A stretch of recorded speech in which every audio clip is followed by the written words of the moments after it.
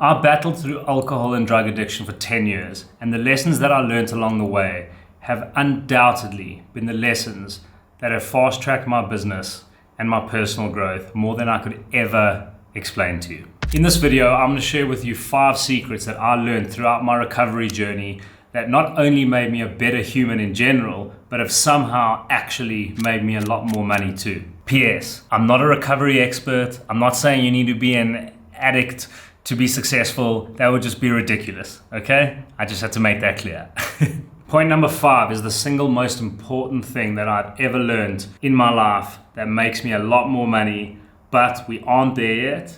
So let's start with point number 1. Point number 1 is around the fact that if I can subconsciously create this mess of a life, can you imagine what I could create consciously?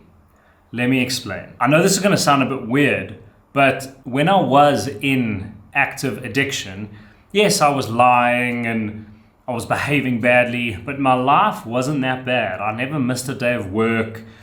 I still ran my businesses. Yes, I wasn't performing at my best, but I was still doing okay from a business perspective, okay? So I was doing okay, but I was absolutely trashing my life in the background. So that brings me to the idea that if I can subconsciously create this life that I'm currently living while behaving badly like that, can you imagine what I could create if I just cleaned up my life, got the help I needed, and put my head down and really put not 50% of the effort I've got to put in, but put 100% of the effort I've got to put in. So that's just something to think about, that whatever you're going through at the moment in your life, whatever it is, I'm not saying it's addiction, but whatever it is, just think about what you're currently doing and how much of the stuff that you're currently doing in your general behavior in your general life are you subconsciously doing. And if you had to just shift that just a little bit, and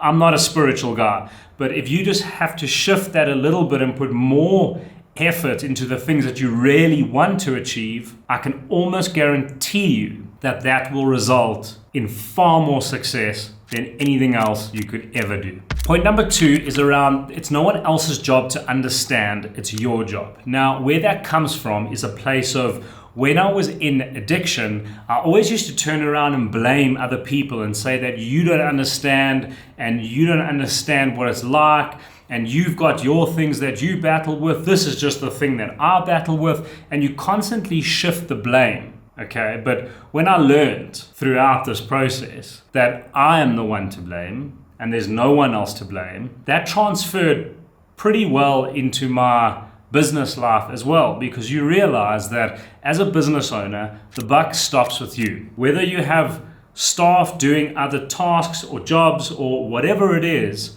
the buck stops with you. So you need to take responsibility for every single thing that happens. You need to have the accountability to understand that whether you drop the ball or not, if it's your business, it's still under your umbrella and it's your responsibility to make that situation right. Point number 3 is around being selfish.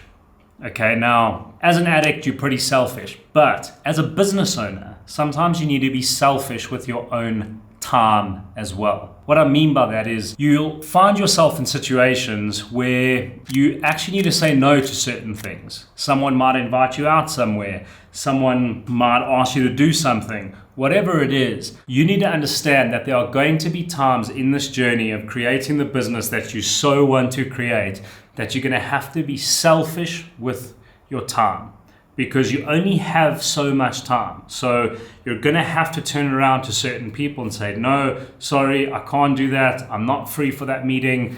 And it's not about just being a horrible person. A lot of people see that as being selfish, but it is being selfish, but in a positive way, because you're being selfish so you can create the life that you really want to create and not contribute to everyone else's, while the thing that you really want to do, you can't actually get to because you're so focused on other things. Point number 4 is around finding like-minded people. One of the biggest blessings that I've had in my entire life was I found a group of people to go and speak to about the issues I was having in terms of my addiction, people that were battling with the same things, And it took me a really, really, really long time to build up the courage to go and do something like that. But that was undoubtedly the single biggest thing that changed my life. Now, as a business owner, it is the exact same thing. You want to be in those situations where you aren't the smartest person in the room. You want to connect with people. You want to try and get in front of smart people, successful people, have conversations, make connections. Because if you're in the beginning of your business journey, and I don't mean to sound rude, but you don't know much, and I'm still learning an enormous amount as well. So I'm not speaking off my high horse. I mean, I'm just sharing with you what I've learned, and I'm just taking you along with me throughout this journey of building an amazing business. But one thing I have realized is the more time I've spent with people that are so far above where I am, it doesn't make me feel jealous. It inspires me, it helps me, and I really think it would help you too. Okay, we've made it to number 5, which is by far the most important one of all of them, and that is the idea of moderation. Go with me again on this one. So one of the biggest things that I used to think when I was in active addiction was around moderation. Like, it would be so nice to be able to moderate and just have a drink here or there and not let it get out of control. But I quickly realized that that's not a thing. If you have addictive personalities, you cannot moderate. It just is what it is.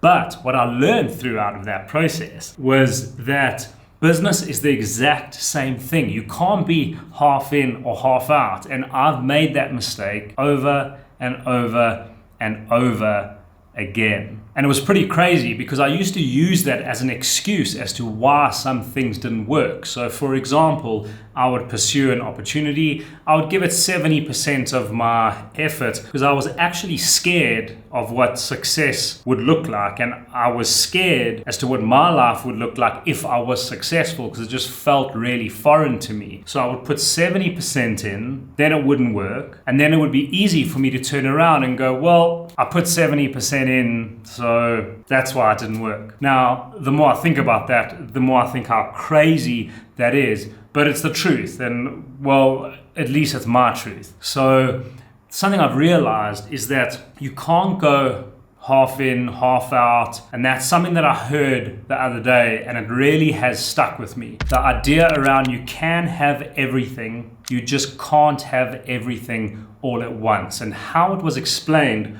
was with a glass of water. So I've got a bottle of water. I've had a sip, so it's not super full. But I can only get another bottle of water to fill if this bottle starts to spill over. Because if this bottle doesn't spill over, I've got nothing to pour this into, okay? And I quite like that analogy because quite often, especially as an entrepreneur and a business owner, you've got a million ideas. So every single time someone comes to you with an idea and they're like, hey, I've got this idea, it's really cool, here's the numbers, it's got great profit margins, blah, blah, blah, blah, blah. And before you know it, you're now doing another business, but now your core business, instead of putting 100% in, you're putting 70% in. So that business now has to suffer so you can try and start this new thing. It just doesn't work. And I've made this mistake for 10 years, okay? I promise you, it does not work. Whatever you want to do, pick that one thing and put 100% of your time into that thing until that business is in a situation where you are able to take a little step back from it because you've possibly outsourced certain tasks and you've hired some staff. But before that point, do not shift your focus. Just stay in your lane and just keep doing that one thing, because every single time you look away at another cool little shiny object or a new business or this or that, you're taking away power and you're taking away from your main thing, your main business. And your main business might actually not be able to afford for you to take that time away from it. And I know that because I've done that in nearly every single business I've ever created. I've jumped from opportunity to opportunity to opportunity to opportunity, and all of those opportunities never ever worked because I was constantly searching for the next thing in the hopes that in some world they would all just blow up because they were all such great ideas.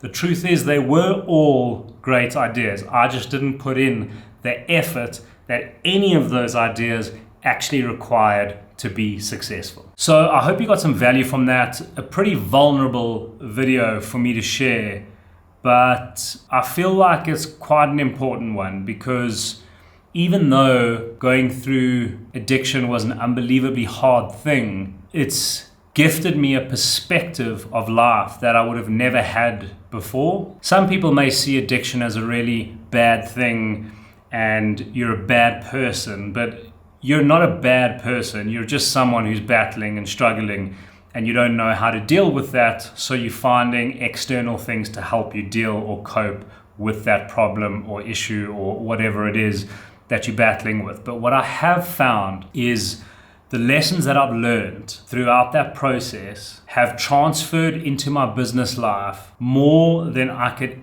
ever imagine. And that's why I decided to make this video, because I wanted to share that with you in the hopes that if you are battling with something similar, doesn't even have to be addiction. All those 5 points that I just mentioned are still unbelievably helpful. Well, I believe they are. So I hope you enjoyed that, and I'll see you in the next one.